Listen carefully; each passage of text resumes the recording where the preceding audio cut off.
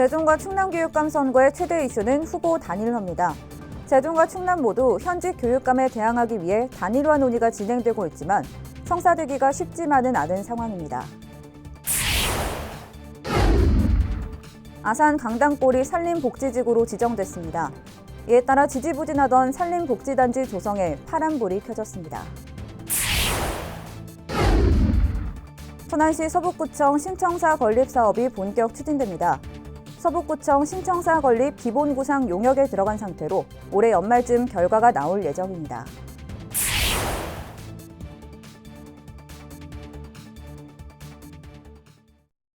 시청자 여러분 안녕하십니까? BTV 뉴스 특보입니다. 이번 주 세종과 충남 교육감 선거의 최대 이슈는 단연 후보 단일화였습니다. 현직 교육감에 대항하기 위한 단일화 논의가 진행 중이지만 성사되기가 쉽지만은 않은 상황인데요. 어떻게 진행되고 있는지 김우순 기자가 정리했습니다. 이달 초 최태호 세종시 교육감 예비후보는 세종교육을 바로잡기 위해선 후보 단일화가 꼭 필요하다며 모든 예비 후보들을 대상으로 단일화를 공식 제안했습니다.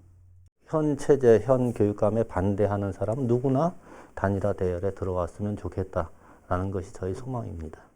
그러면서 이달 말까지는 단일화를 완성해야 한다고 주장했지만 지난 15일 단일화 논의 중단을 선언했습니다. 일부 후보들이 단일화 거부 또는 시기상조란 입장을 전해왔기 때문이라고 중단 사유를 밝혔습니다. 같은 날 유문상 예비후보는 범중도와 진보를 아우르는 후보 단일화를 최초로 제안했지만 다른 후보들로부터 아무런 회신을 받지 못하면서 나흘 뒤 역시 결렬 소식을 전했습니다. 이런 일방적 단일화 제안에 불편함을 느낀 일부 예비 후보들은 무조건식 단일화에 대한 반대 또는 끝까지 완주하겠다는 의지를 전하기도 했습니다. 이런 가운데 세종시 교육계 원로들이 중심이 돼 공식 출범한 중도 보수 교육감 단일화 추진기구의 한 공동대표는 이달 말까지 예비 후보 개개인별로 만나 설득하고 다음 달 초까지는 단일화를 이루기 위해 노력 중이라고 밝혀 성사 여부에 관심이 쏠리는 상황입니다. 충남도 교육감 중도 보수 후보 단일화 추진 역시 삐걱거리는 분위기입니다. 5명의 예비 후보가 지난달 초 비교적 이른 시기에 단일화에 합의했지만 다른 후보는 단일 후보의 당선을 위해 공동선대본부장 등의 역할로 협력한다. 한 예비 후보가 여론조사 대상을 문제 삼으며 단일화 대열에서 이탈해 비난전이 펼쳐지고 있습니다. 이런 상황 속에서도 중도 보수 단일 후보를 뽑기 위한 도민 여론조사는 24일부터 나흘 동안 진행되며 그 결과가 28일 발표될 예정이어서 주목되고 있습니다. BTV 뉴스 김우순입니다. 천안과 아산 지역 시의원들은 이번 지방선거에서 대부분 재입성을 노립니다. 두 도시 41명의 의원 중 32명이 시의원 선거에 출사표를 던졌습니다. 송용환 기자가 보도합니다. 현재 천안시 의원은 모두 25명입니다. 이 중 5명을 뺀 나머지 20명은 이번 지방선거에서 시의원에 다시 도전합니다. 인치견 전반기 의장과 황천순 의장은 천안시장 선거에 도전장을 냈고 김선태, 김선홍, 정병인 의원은 체급을 올려 도의원에 출사표를 던졌습니다. 나름대로의 시내버스라든지 대중교통 그리고 공동주택과 관련된 전문적인 정책적 제안들을 하고 있는데요. 시 내에서의 정책이 한계가 있다고 느껴졌습니다. 그래서 광의의 선택권, 광의의 결정권을 가지고 있는 광역 의원으로서 정책적 확장성을 위해서 광역의회에 도전하게 되었습니다. 아산에선 16명 중 4명이 불출마나 다른 선택지를 골랐습니다. 시장에 도전했던 황재만 의장은 오세훈 시장과의 당내 경쟁에서 밀려 이번 선거엔 선수로 뛰지 않게 됐고 전반기 의장을 맡았던 김영희 의원은 도의원 예비후보로 등록했습니다. 김수영 의원과 이상덕 의원은 불출마를 선언했습니다. 양 도시에서 시의원에 재도전하지 않은 9명은 모두 민주당 소속입니다. 이런 가운데 선거 후 획정을 통해 천안은 2석, 아산은 1석의 시의원이 늘어날 예정입니다. 오는 7월 개원하는 제9대의회, 과연 어떤 인물들로 채워질지 주목됩니다. BTV 뉴스 송용환입니다. 국민의힘이 실시한 공직후보자 기초자격 평가에서 세종시의원 선거에 공천을 신청한 31명의 평균 점수는 79.16점으로 집계됐습니다. 이 가운데 한 명은 100점 만점을 받았습니다. 정당 사상 처음 실시된 이번 시험에 최연소 응시자는 1990년생, 최고령 응시자는 1955년생이었습니다. 세종시당은 비례대표의 경우 70점 이상을 받은 공천 신청자에 한해 공천 심사를 했고, 경선을 치르는 지역구 출마 후보자에 대해서는 점수에 따라 최대 10%의 가산점을 부여할 계획입니다. 아산 강당골이 산림복지지구로 지정됐습니다. 조건부 의결이 난 지 3년 5개월여 만으로 지지부진하던 산림복지단지 조성에 파란불이 켜졌습니다. 보도에 김장섭 기자입니다. 산림청이 아산 강당골 계곡 일원을 산림복지지구로 지정했습니다. 지난 2018년 12월 산림복지지구 지정안 심의 결과 대상진의 주민협의와 토지 확보를 전제로 조건부 의결된 지 약 3년 5개월 만입니다.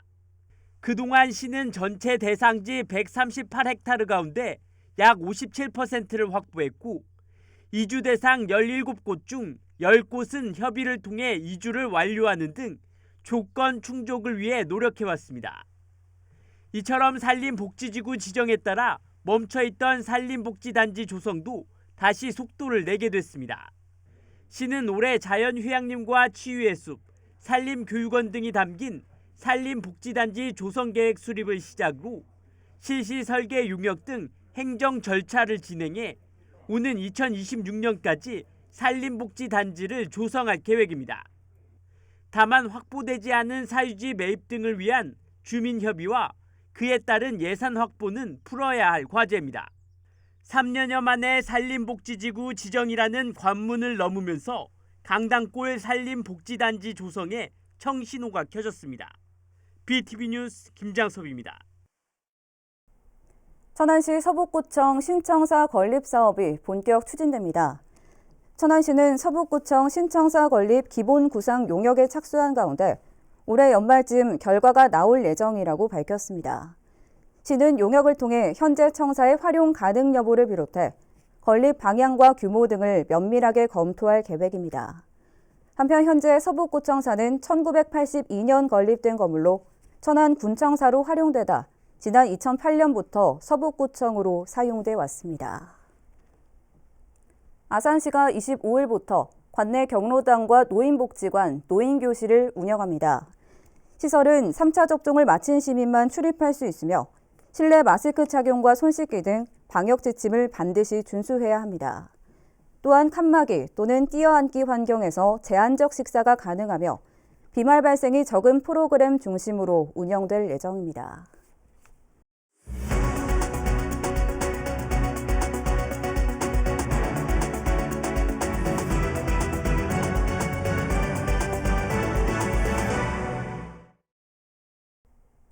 코로나19로 인해 관광산업이 크게 위축되면서 지역 경제가 어려움을 겪고 있는데요. 사회적 거리 두기가 해제되면서 아산시가 관광객 유치를 위해 한국철도공사와 함께 열차 연계 관광 프로그램을 시행하기로 했습니다. 보도에 김장섭 기자입니다. 아름드리 은행나무가 초록빛 옷으로 갈아입었습니다. 온통 초록빛으로 물든 은행나무길에서는 모처럼 밖에 나온 아이들이 신나게 뛰어놀고 싱그러운 경치를 바라보며 걷던 시민들은 어느새 봄 기운에 흠뻑 빠져들게 됩니다. 이렇게 해제가 되니까 모처럼 이렇게 날씨도 좋고 또 이렇게 좋으니까 나무 잎사귀도 많이 나와 있는데 이런 데를 산책한다는 게 너무 좋은 것 같아요. 정말 좋습니다. 이처럼 일상 회복에 접어들면서 아산시가 관광객을 유치하기 위해 한국철도공사와 협약을 맺고 쿠레일 열차 연계 관광 프로그램을 공동으로 시행하기로 했습니다.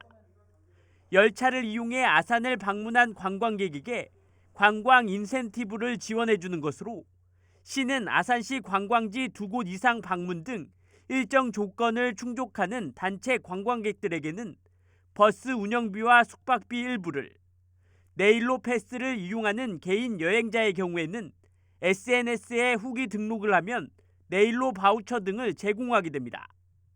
철도공사는 누리집과 전국 여행센터를 통해 철도 연계 프로그램을 홍보하게 되며 공모전 등 이벤트도 진행하게 됩니다. 아산시는 적극적인 관광객 유치가 아산 홍보는 물론 지역경제 활성화에도 도움을 줄 것으로 기대하고 있습니다.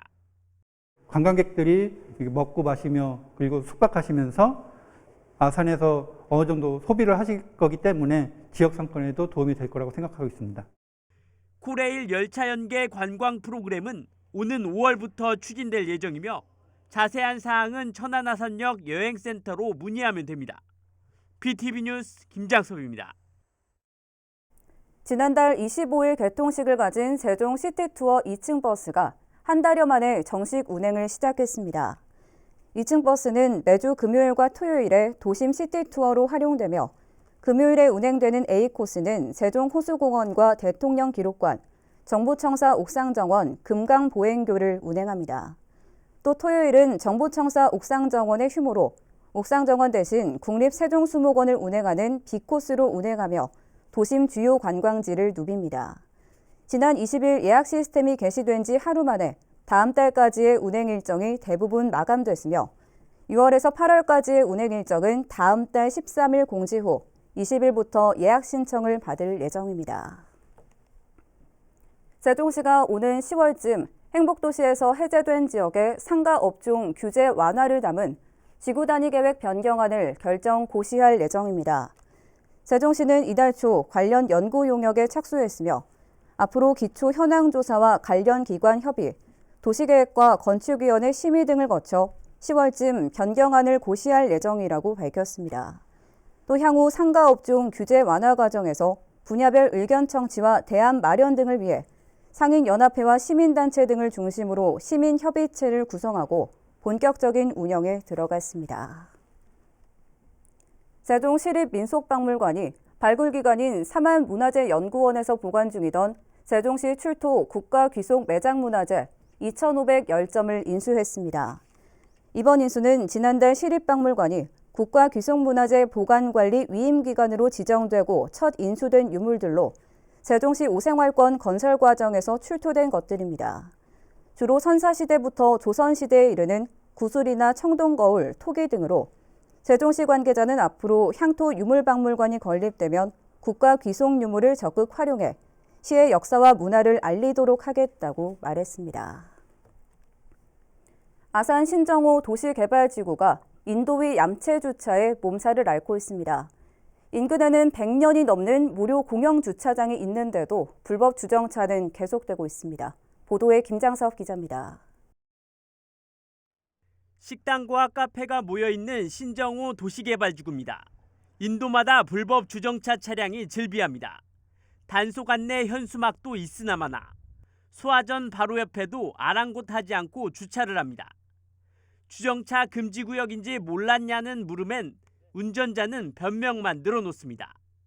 스테이크만 하고 나갈 건데? 그렇다고 주차 공간이 부족한 것도 아닙니다. 상권과 불과 50m도 채 떨어지지 않은 곳에 100면이 넘는 무료 공영주차장이 조성되어 있는데요. 보시는 것처럼 한산하기만 합니다. 상가와 더 가까운 곳에 주차하려는 탓에 인도가 파손되는 것은 물론 보행자도 위협받게 되는 겁니다. 이에 아산시가 단속 알림과 함께 상가들의 협조를 통해 공영주차장 이용을 안내하고 있지만 역부족입니다.